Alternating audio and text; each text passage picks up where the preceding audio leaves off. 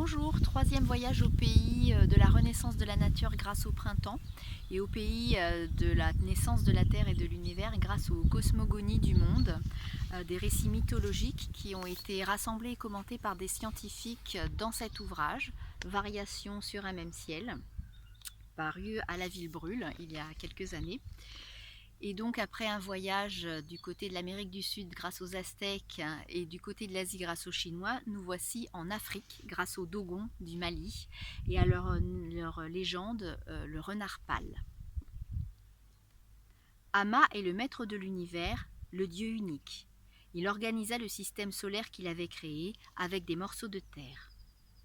La planète Terre fut créée en dernier. Amma lança un boudin de terre dans l'espace, et ce boudin se plaça à plat suivant un axe nord-sud qui ressemblait à un corps.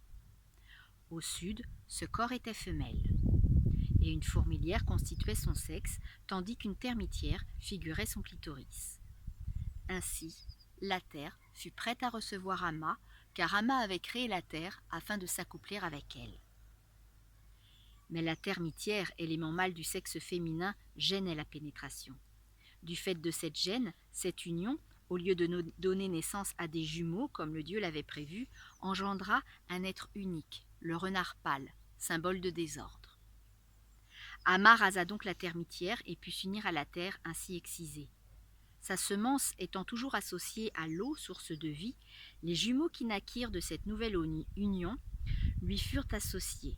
Ce sont les nomos, des silures mi-homme mi-serpent, à la fois masculins et féminins.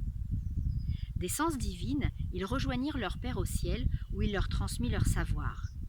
Fils d'Amma et de la terre, ils sont l'arche entre l'au-delà et l'ici-bas.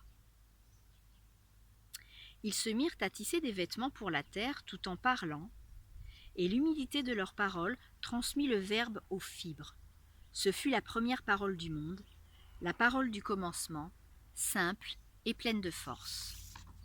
Mais trop simple, elle était vulnérable, et le renard pâle s'en empara et put ainsi connaître les desseins de Dieu qu'il transmit aux hommes. Sans jumelles, ce chacal errait à la recherche d'une compagne, mais il ne trouva que la terre, sa mère, et voulut la posséder. Celle-ci, pour se protéger, se transforma en fourmi et s'enfonça en elle-même, mais le renard pâle l'y suivit. Forcée, elle saigna, ce furent les premières menstruations, symbole d'infertilité. La terre était devenue impure du fait de cet inceste, et Amma s'en détourna. Il décida de créer les êtres humains tout seul. Comme il ne voulait pas que la règle des naissances doubles disparaisse, l'expérience du renard pâle unique étant regrettable, Amma créa un homme et une femme dotés de deux âmes, une masculine et une féminine, symbolisées par le prépuce et par le clitoris. Mais les nomos considérèrent que cette double appartenance pourrait être source de désordre. Ils décidèrent donc la circoncision de l'homme et l'excision de la femme. De l'union de ce premier homme et de cette première femme naquit l'humanité.